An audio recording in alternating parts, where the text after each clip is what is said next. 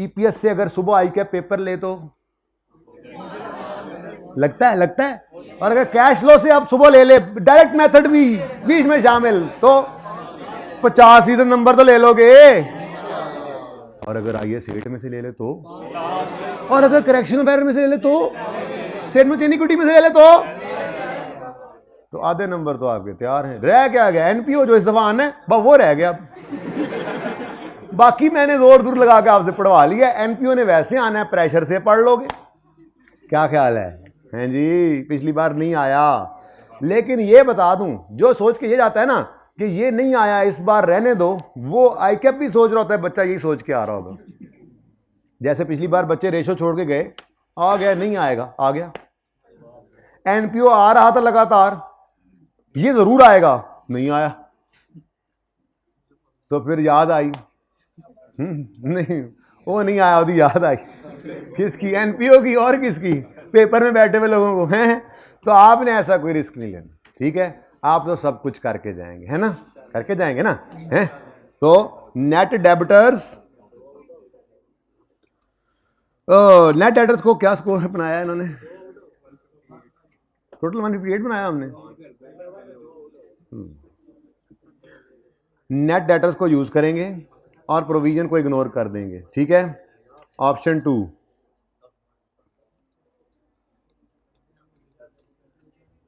Option 2 जी बेटा, option 2।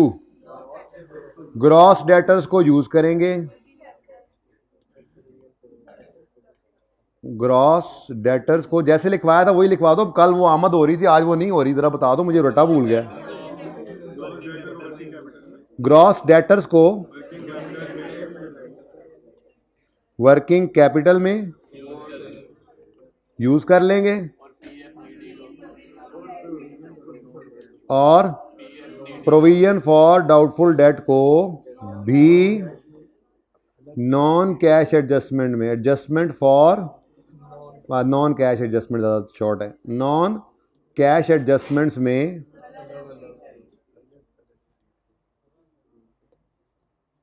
अलग से ट्रीट करेंगे। अब जुमला क्या बना? ग्रॉस डेटर्स को वर्किंग कैपिटल में यूज करेंगे और पीएफडीडी को भी नॉन कैश एडजस्टमेंट में अलग से ट्रीट करेंगे, और यहां पे नेट डेटर्स को वर्किंग कैपिटल में यूज कर लेंगे। ये इस तरह से कर लेते हैं ना, है? इसको भी एक जैसा कर लेना, अब जुमला एक जैसा बन गया फिर, है? नेट डेटर्स को वर्किंग कैपिटल में, वर्किंग कैपिटल आइटम चेंजेस पता है ना, ये तो पता है ना? नेट डेटर्स को वर्किंग कैपिटल चेंजेस में यूज करेंगे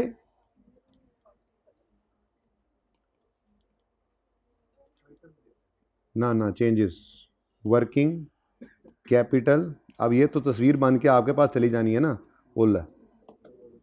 नेट डेटर्स को वर्किंग कैपिटल चेंजेस में यूज कर लेंगे और प्रोविजन फॉर डाउटफुल डेट को इग्नोर कर देंगे। ग्रॉस डेटर्स को वर्किंग कैपिटल चेंजेस में यूज करेंगे, वर्किंग कैपिटल चेंजेस में यूज करेंगे और पीएफडीडी को भी नॉन कैश एडजस्टमेंट में ट्रीट करेंगे। आज से पहले एक बात बताता चलूं, पिछली अटेम्प्ट तक मैं बच्चों को ऑप्शन 1 रेकमेंडेड कहता था, ठीक है जी, लेकिन आज से मैं ऑप्शन 2 रेकमेंडेड कह रहा हूं,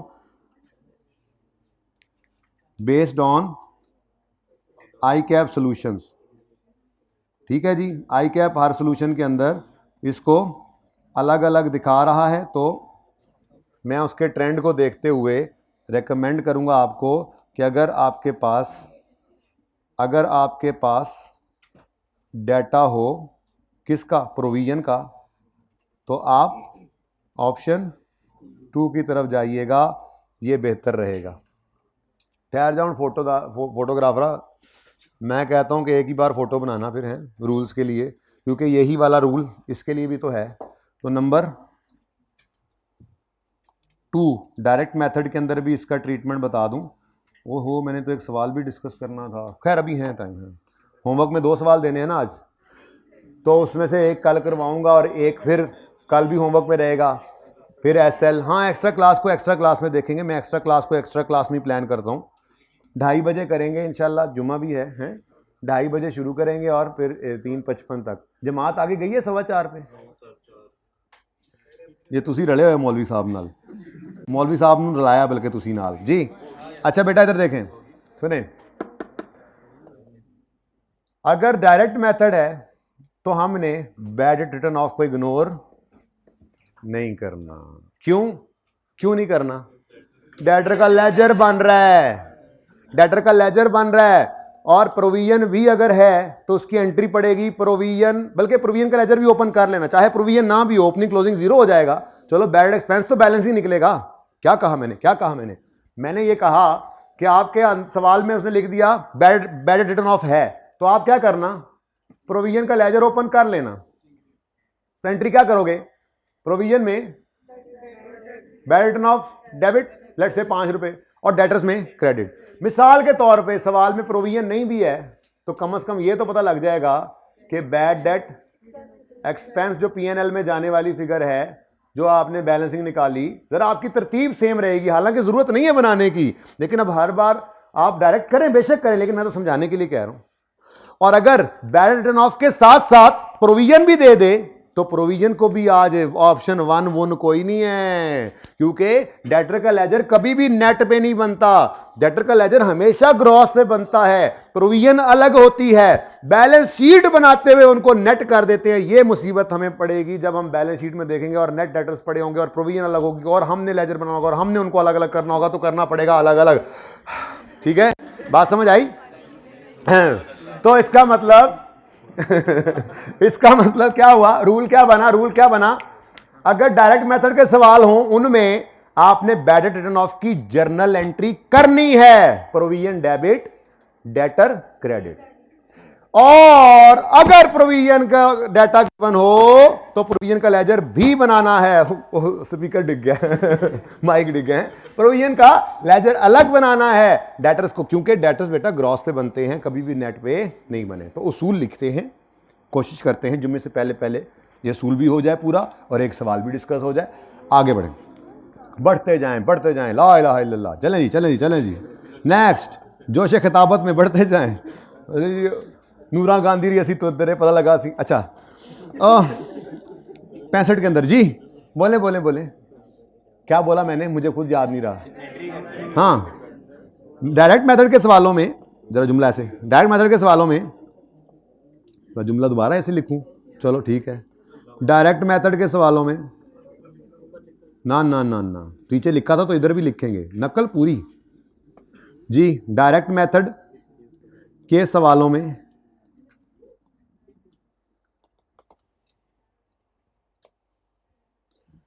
बैड डेट रिटर्न ऑफ, क्या चीज जी? बैड डेट रिटर्न ऑफ की हम एंट्री करेंगे। अब एंट्री क्या है? Entry provision for doubtful debt debit, PFDD लिख दूं, प्रोविजन फॉर, तुमने लिख दिया तो मैं क्या करूं, जाओ केस करा दो, मैंने मिटा दिया। फिर प्रोविजन फॉर डाउटफुल, कराना नहीं यार, अगली अदालत से होते मसला है। Provision for doubtful debt debit और डेटर क्रेडिट, ठीक है जी। ये एंट्री पास करेंगे आप, तो बैड डेट रिटर्न ऑफ की हम एंट्री पास करेंगे। ये बीच में ना जरा ऐसे करके, बीच में ऐसे बातों में बात आ गई, तो मैंने कहा चलो ये एंट्री भी कर ही दें, हैं जी, क्या ख्याल है? हैं, डायरेक्ट मेथड तो आपको आसान लग रहा है ना, और होता भी आसान है वैसे इसका सवाल। डायरेक्ट मेथड के सवालों में बैड रिटर्न ऑफ की हम एंट्री करेंगे और प्रोविजन फॉर डाउटफुल डेट का भी अलग से अकाउंट, ऊपर मैंने एंट्री में वैसे उसको लिख कर ना पक्का कर लिया कि वो अकाउंट बनेगा, बहरहाल फिर तसल्ली के लिए कह रहा हूं। और प्रोविजन फॉर डाउटफुल डेट का भी अलग से अकाउंट बनाना पड़ेगा और डेटर्स का भी अलग से अकाउंट, ग्रॉस पर डेटर्स का भी, और डेटर्स और प्रोविजन और डेटर का, ये ऐसे लिख लेता हूं जरा, एक मिनट। जरा शॉर्ट कर लेना। और पीएफडीडी अकाउंट और डेटर्स अकाउंट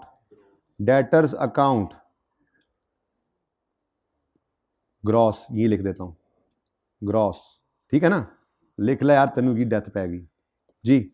और पीएफडीडी और डेटर्स अकाउंट अलग अलग अलग अलग बनेंगे। लो जी फोटो वाले, एक मिनट ठहर जाओ, फोटो वाले सारे।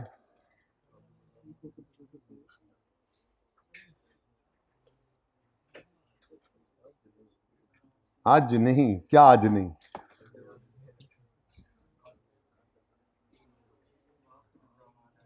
लो जी बस कहानी खत्म। ये है कैश लो, एवं गल्लां बनियां फिरदियां सन।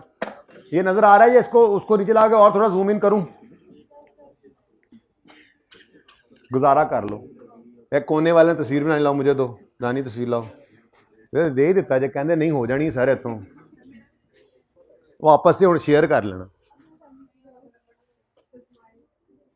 मेरी स्माइल नहीं आनी पुत्तर इहदे विच।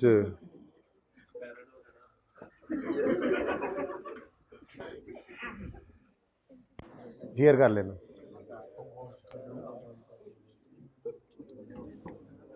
हाँ जी सर आप हटें। अच्छा जी, हाँ जी स्टूडेंट हैं, मैं इंज करके नाल खलोना है।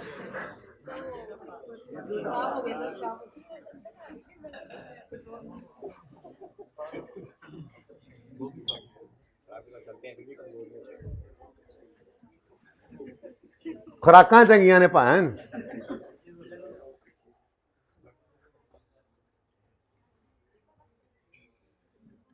किधरों आई आवाज है? ला दो एक दूजे से, ला दो। मैंने जितना पढ़ाना है उतना पढ़ाना है। जी बेटा सवाल कितों आ रहे हैं? हाँ जी जी बेटा, लेजर में एंट्री पोस्ट करेंगे ना, प्रोविजन डेबिट डेटर क्रेडिट। वो तो इस सवाल में था नहीं ना। इधर दो यार डस्टर कितने वे। हाँ सही है, मैनू मिटान दो, कोई होर भी हो सकता है जेड़ा कहे यार 5 उधर नहीं आया, इस सवाल में था नहीं ना। यानी कि हाँ जी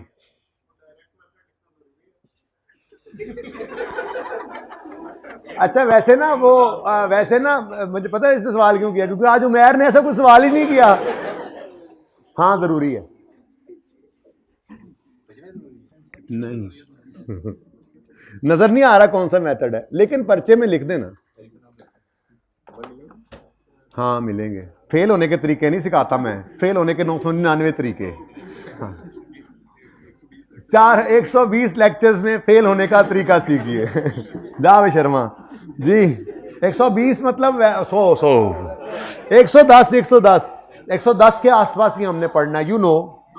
और ये 20 ही कुछ नहीं होते, ये रिवीजन वगैरह छोटे मोटे एमसीक्यूज, मेन क्लासेस तो 110 ही होंगी ना इंशाल्लाह, उससे ज्यादा हम नहीं पढ़ेंगे। मैंने पहले दिन ही कह दिया था आपको अराउंड 110 लेक्चर्स होंगे, उससे ऊपर नहीं। मैं ऐसा नहीं कर सकता, it will never happen. Last time ऐसा होने लगा था, मैंने ABCDEF तक बना दिया आखिरी लेक्चर।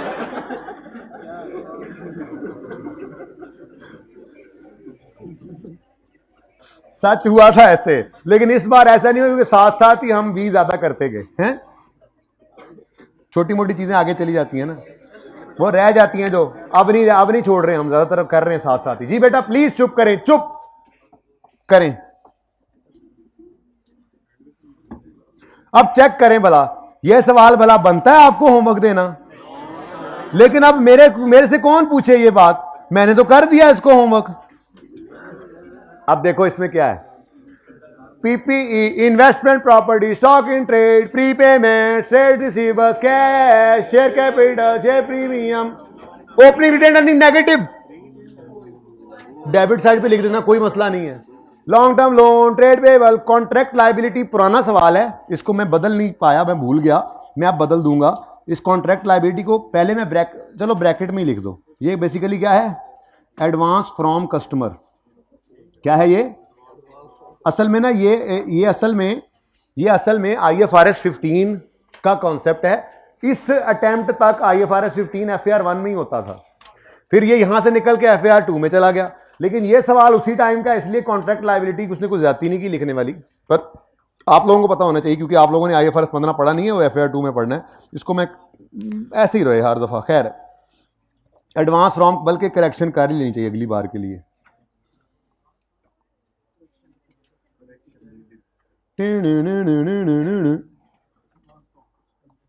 अच्छा जी, ये सारे लेजर वाले लेजर, बल्कि बल्कि बल्कि बल्कि लेजर ना वाले भी लेजर, आज सिर्फ वर्किंग वन वाले बचेंगे, कैश एंड कैश, और कोई नहीं बचदा आज।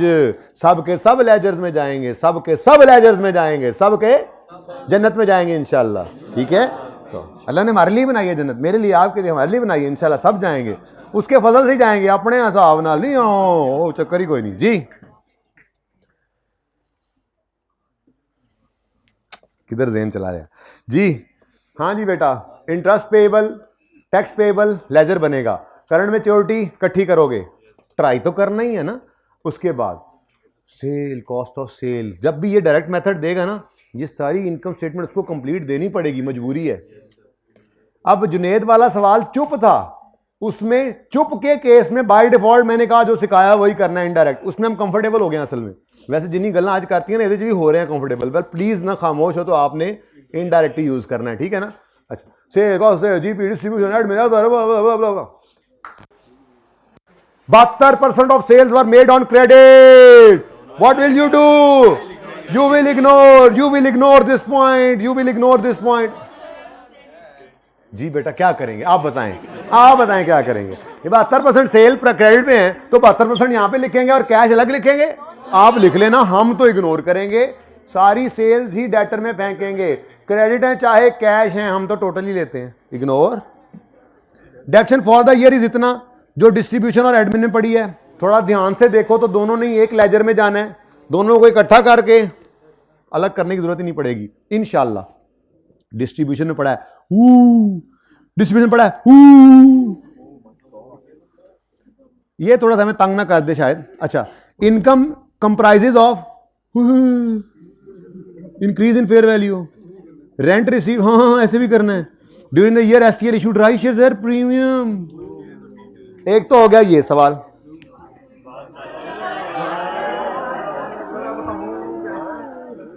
अच्छा चलो सुनो सुनो सुनो सुनो और सुनो सुनो सुनो और सुन तो लो, नहीं है और सवाल नहीं है, और सवाल नहीं है, अगला और सवाल 2:30 बजे मिलेंगे, फिर अगला होमवर्क बाद में बताऊंगा। अब सुने सुने सुने सुने, ये सवाल फिर दोबारा करोगे।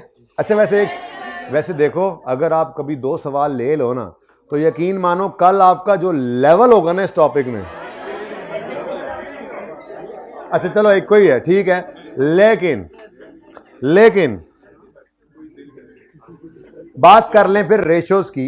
ये तो मैं आज एक्स्ट्रा क्लास में डिस्कस कर लूंगा, ठीक है। तो आप लोग क्या करेंगे, आप लोग इससे पिछला सवाल, ये तो हो गया था, ये तो मैंने सिर्फ बताना है क्लास में, 9th भी हो जाना है, ठीक है ना, 8th भी हो जाना है। मैंने कौन सा देना है, हाँ ये ठीक है जी। फिर ये वाला होमवर्क में कर लें। अब ये तो नहीं है ना कैश फ्लो का टॉपिक, अब तो पुराना टॉपिक है ना, अब तो पेंडेंसीज है ना। अब ये तो एंड पे एक्स्ट्रा क्लासें लग रही होती हैं, जैसे संडेज ऑन हो रहे होते हैं जैसे बच्चों के, ये वो हो रहा है ऑफ अंडे संडे। रेशोज का SKL पास पेपर 7 पेज नंबर, मैं एक्स्ट्रा क्लास के अंदर इंशाल्लाह इसका क्वेश्चन भी डिस्कस करूंगा जो आखिरी दिया था होमवर्क में, और पेज नंबर उतो देख लो।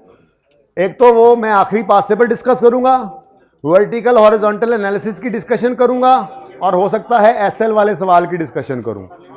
नहीं दादा नई चीज तो नहीं करवाऊंगा, वरना मेरा दिल पता है क्या था, चुप।